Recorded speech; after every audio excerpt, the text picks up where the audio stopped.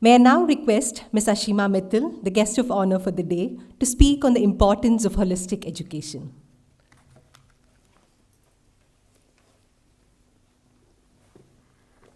Thank you very much. Respected Professor Kannan, Mr. Yogesh Andle, Dr. Phatak, retired IAS officer of Maharashtra cadre, professors of the institute, faculty members, alumni of spoken tutorials, and all the student community sitting in front of me.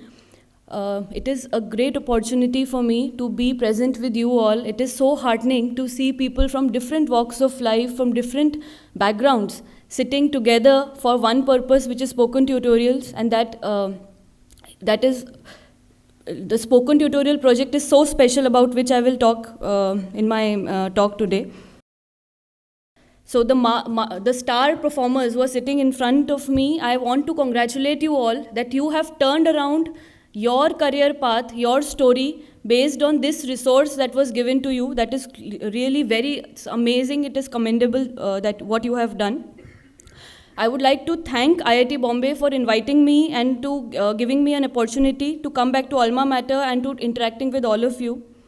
So I would like to start with my own journey, how it started. Back in 2011, when I was a student of IIT Bombay, in my second year, I came across an email saying that the spoken tutorial is something new that has started, and students who want to do internship are most welcome to go ahead and apply. And then I used to use my free time of college and do this spoken tutorials sessions.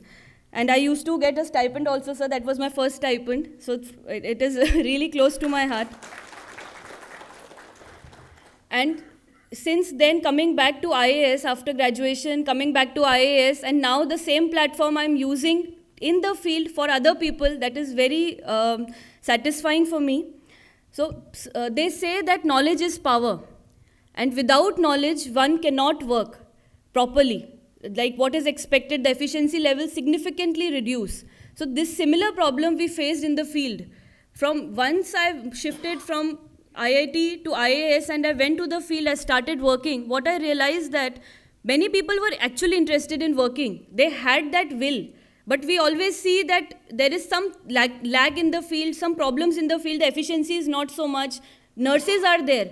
But probably the delivery is not happening so well, or the procedure is not happening so well, be it any field. Like I was just talking to Phatak sir, that when I was commissioner in one of the cities, small cities, there I realized that the local representatives, they were not aware about the basic rules. So if one is not aware about the skills or knowledge, then how will they work? So to solve that problem, I believe that spoken tutorials is one of the best way that the government, as an administrator, if I see, the people of the system can be empowered.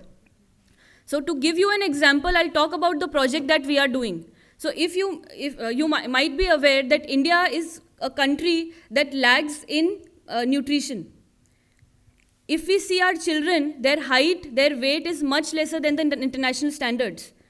But we invest in healthcare, okay, we'll invest less, but we have hospitals, and hospitals are underutilized at times. Then what is happening exactly? How do we bridge this gap? So now we are collaborating with spoken tutorials, and we are training 2,500 health workforce of Nashik district so that they can become capable enough to conduct proper deliveries and to train the mothers on breastfeeding and on complementary feeding. And like you imagine, if we would have done this project without spoken tutorials, then training 2,500 people would have taken so much time. Like in-person trainers coming into the district, taking classes, giving them sessions. And what about standardization? We don't know. Standardization is one of the biggest issues because of which trainings also fail at times.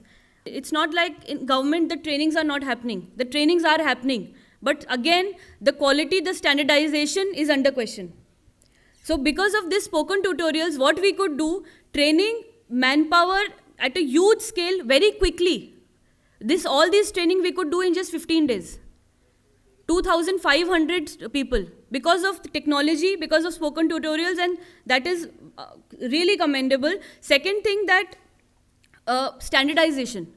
whatever is delivered, whatever the the simplest way of communicating a thing could be, that was done by spoken tutorials already, because they give it time, they invest energy in that, and then it has to be just delivered.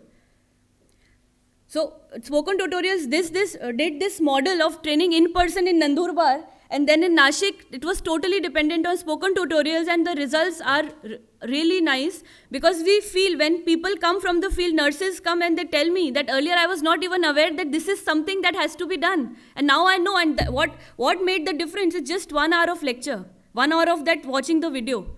And otherwise, somebody coming from IIT Bombay to there and teaching, and then they also coming together at one place, retention time, there's so many challenges. So sir, I feel that spoken tutorials is the need of the hour for India, because India is right now having a demographic dividend. We are having a young force, labor force we could say, but if we do not train this labor force, then they will certainly get older, and then who will work? And we have to leverage this labor force right now, and have to leverage this demographic dividend. For that, training is the key thing. But training cannot certainly happen in person or without the use of technology, because we are huge. Like, we are 120 crore plus population now. So spoken tutorials is really amazing. I congratulate spoken tutorials team, Professor Kannan and the entire team, for bringing in such a wonderful, simple concept. Sir, I go back, as you rightly said, the Web and Coding Club. Sir, I was also the head of robotics club in college, and every year, sir, we used to train the same thing. Exactly same thing. Accelerate, you might have heard, the students of IIT Bombay, in first year we have a competition, Accelerate. In that we have to assemble a simple circuit. But you imagine how many mentors, how many people go and train. Again and again there are sessions, but that simple circuit could just be explained in 15 minutes using a tutorial. Like, that is the beauty of using technology, which is low cost, easy to understand and accessible, and that is these are the features of spoken tutorials. And the final thing that I want to emphasize on is on self-learning. I believe that self-learning is something which is really underutilized, or it is not considered very good historically. We all are accustomed to a teacher coming, training in, and then only we get trained.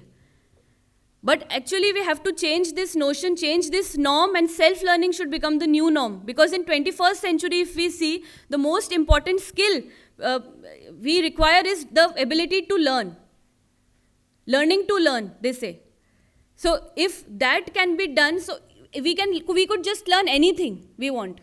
And there is no limit to it. We just have to go to internet and learn. So, in fact, sir, to encourage this ability to learn, what we are doing in our government schools, we are giving children tablets now. So once they have the tablets, what we can do, we just have to give them content. Because in rural areas, internet is an issue. So once we give them content in the tablet, they could learn anything they want. We could just give them 100 GBs of content, and students are free to learn. They don't have to depend on anybody. So learning to learn, or self-learning, is the need of the hour, and we have to leverage this, and we have to stand up for it together. Because without that, if we always depend on somebody to come and teach us, then definitely it would take years more for India to develop. So with this thought, I leave you all. Thank you very much. Jai Hind.